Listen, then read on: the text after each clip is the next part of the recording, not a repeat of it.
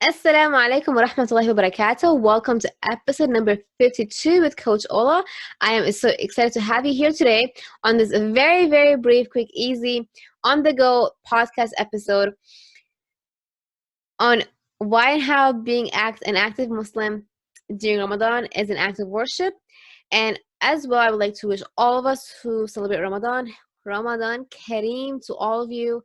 And I wish that this month will be a blessed month for all of us to come back closer to Allah subhanahu wa ta'ala. And for my non-Muslim audience, I hope this month brings light to all of you as well. And that we can all of us come out of COVID-19 stronger than before, inshallah. So the reason why I titled this episode called an act of worship, it's because I've heard a lot in the past, and I know we are changing.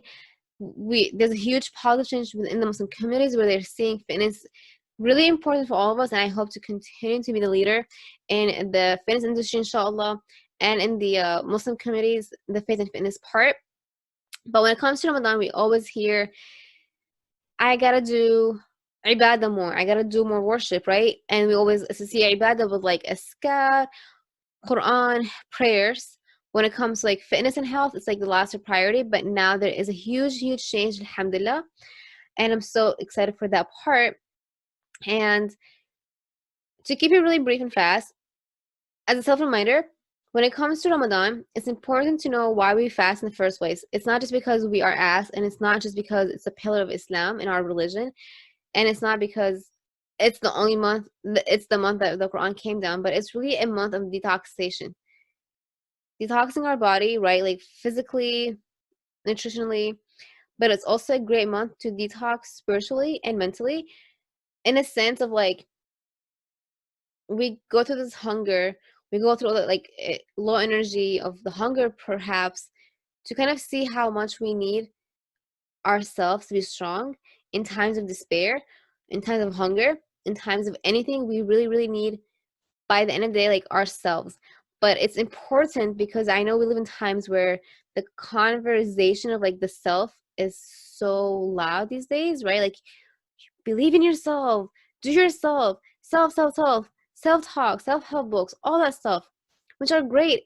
But then the more we do the self-talk, the more, and I'm seeing it within myself, right? The more we forget Allah subhanahu wa ta'ala. And that's why my Ramadan, for me, it's a month of like, I need myself to be strong so that Allah subhanahu wa ta'ala can be there for me and can help me, and that I can stay connected with Him, inshallah, through my workouts, through the Quran, through the Salah, through everything.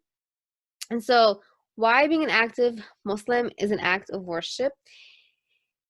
Because, number one, the last 10 days of Ramadan are the last days that we tend to race for the akhirah, the protection from the hellfire. The last 10 days where we believe it's the Laylatul Qadr, right? And we make dua to change our qadr, to protect us from the hellfire, all that scary stuff that we really have to like not forget. And that's why I created Be Fit for Akhirah in 2014, because I wanted all of us to race together to the Akhirah. And I'm going to share with you my favorite surah from the Quran, Surah Al-Hadid, one of my favorite surahs, chapter in the Quran. The ayah, Bismillah ar-Rahman ar-Rahim, سابقوا إلى مغفرة من ربكم وجنة عرضها كعرض السماء والأرض أعدت للذين آمنوا بالله ورسله ذلك فضل الله يؤتيه من يشاء والله ذو الفضل العظيم. صدق الله العظيم. In the English translation, race towards forgiveness from your Lord, and a garden whose width is like the width of the heavens and earth, prepared for those who believed in Allah and His messengers. That is the bounty of Allah, which He gives to whom He wills, and Allah is the possessor of great bounty. This ayah is always in my head because the competition of this life will never end. It's never going to go away. It's only going to get more fiercer. It's only going to get more harder. And it's something I'm still struggling with, right? Focusing on myself, not comparing myself to other people, not comparing to myself where someone is in life. Why am I not there yet? all these things that we're struggling, like it's a human nature to compare, and it's a human nature to kind of like fall into that trap sometimes.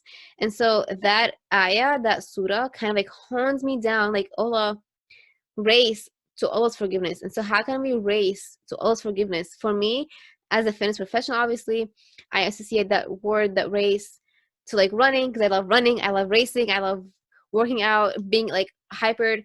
And it's actually one of my personalities. One of my personality traits, I'm on the high end of the turbulence, which means like I can get angry really fast and frustrated really fast. And that's why being an active is an act of worship, because if you're someone like me who tends to get anxious maybe perhaps too fast, or you're kind of like letting go from the past, you know, we're all healing these days. None of us are like perfect. We all have something going on.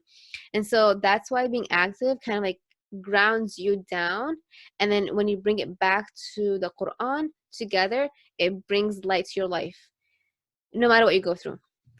Inshallah. So in order to have that spiritual connection with Allah subhanahu wa ta'ala, the Ramadan time, or the first 10 days of the Hijjah, right? They are also a blessed 10 days that we learn about in the Quran. So from a personal perspective, you need your body, and it's important for the akhirah, because to raise to Allah's forgiveness that Allah subhanahu wa ta'ala told us in the Quran. And so if you have not heard any of my episodes in the past, I'm not going to be repetitive about them because they're so helpful, guys. Trust me. Go back and hear my episode with Dr. Jen, How to Regain Your Mobility During Ramadan. I have amazing personal trainers and fitness professionals as well on my show that came and talked about Ramadan, about so many other things. And I always bring it back to Islam, our faith, because that's what my brand is all about. And so I want to remind you that in order for you to be physically active during Ramadan, to feel like energetic, to feel that like hype, we need to understand our myofascial tissue. And I'm going to keep it really brief. Our myofascial tissue is a tissue that's found in the body that surrounds the body, the muscles, the organs, tissues, and it's what keeps us like mobile. It's what keeps us active. And so if you're sitting all day, perhaps reciting the Quran more and more and more, which you should, right? All of us. But you don't take care of your mobility, and then when it comes to the Tarawih prayers, it's going to get a little bit harder and a little bit more tiring.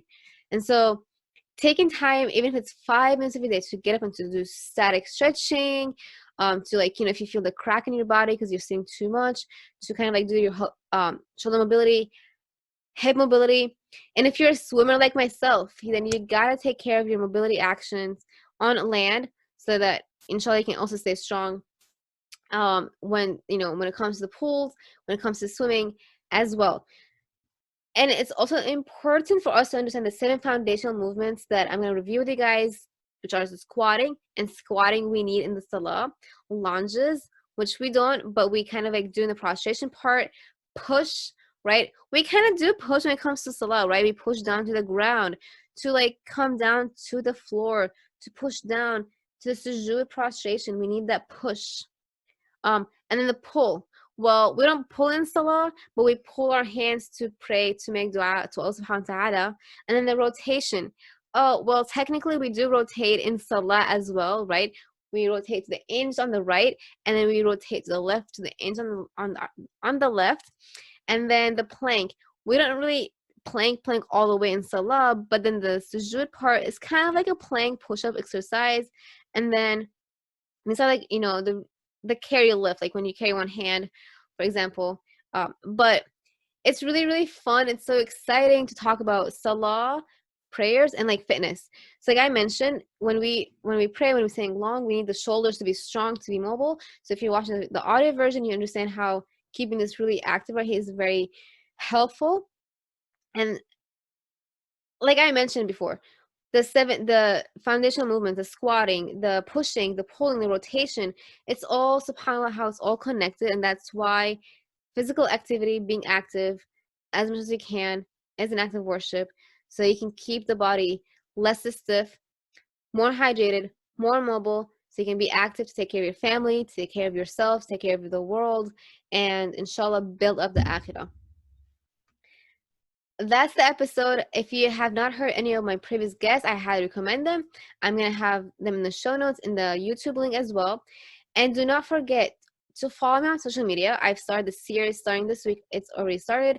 Mondays are going to be the mobility for the Akhira series. So, like, quick, easy workouts. If I can have guests on talk about mobility. And then Fridays will be healing for the Akhira. And then, inshallah, Saturdays will be meditation for the Akhira.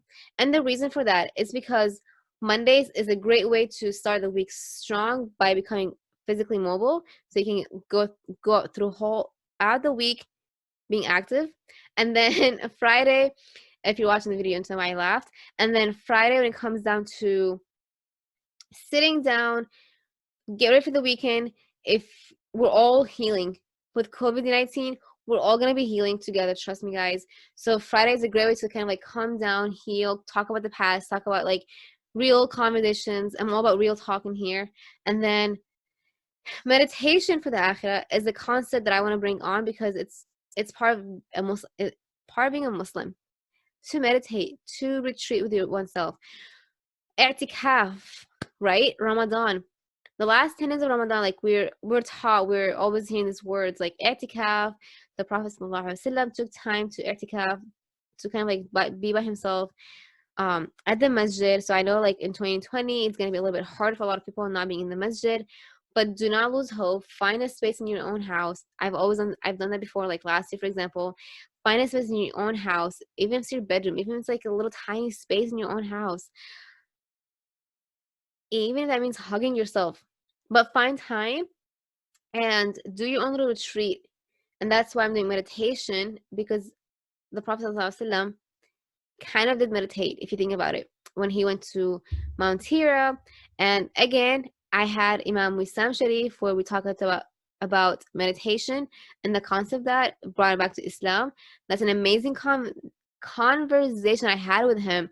So make sure to please leave me a 5-star review. Tell me, guys, what you want to hear more about. As of the updates for the show, the podcast is going to take a little pause. So I'm going to stay consistent during Ramadan.